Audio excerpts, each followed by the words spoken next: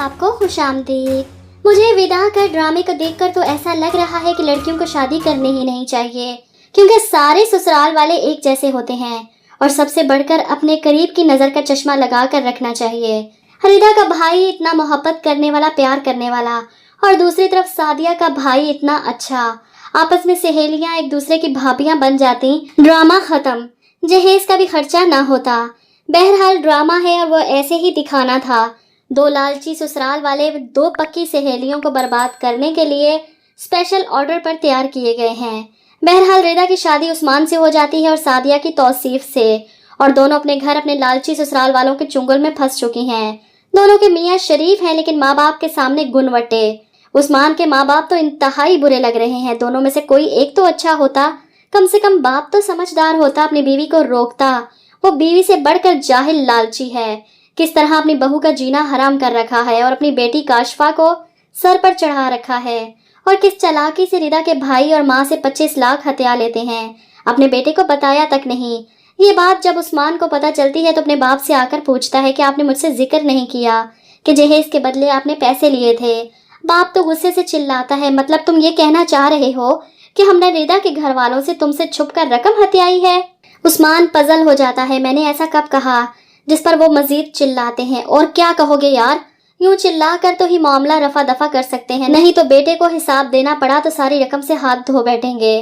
دوسری طرف عثمان کا بہنوئی اقبال ٹھرکی قسم کا مرد دکھایا گیا ہے، جو دونوں بھابھیوں کو کچن میں کام کرتا دیکھ کر اپنی ٹھڑک جھاڑتا ہے۔ ویسے ہمارے بھائیوں کو بیویوں کے معاملے میں اللہ نے بڑا نوازا ہے۔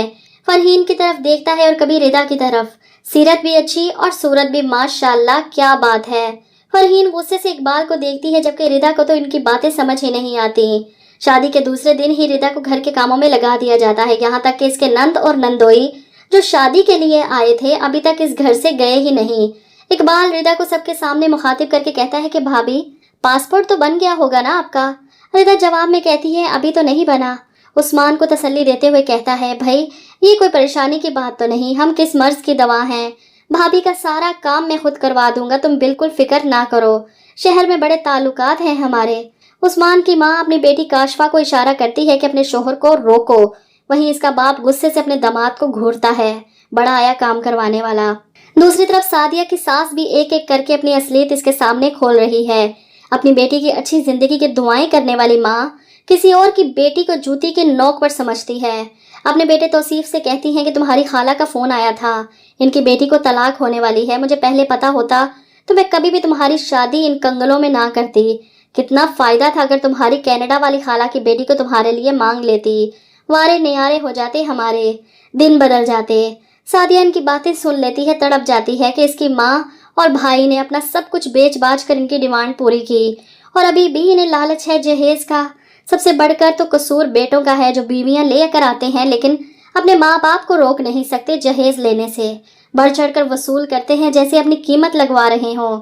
اچھی قیمت لگے گی تو واہ واہ ہوگی، لعنت ہے ایسے مردوں پر جو سوتا تو بیوی کے جہیز کے بیڈ پر ہے لیکن اکڑ ایسے دکھاتا ہے جیسے دنیا میں اس جیسا خوددار مرد ہے ہی نہیں۔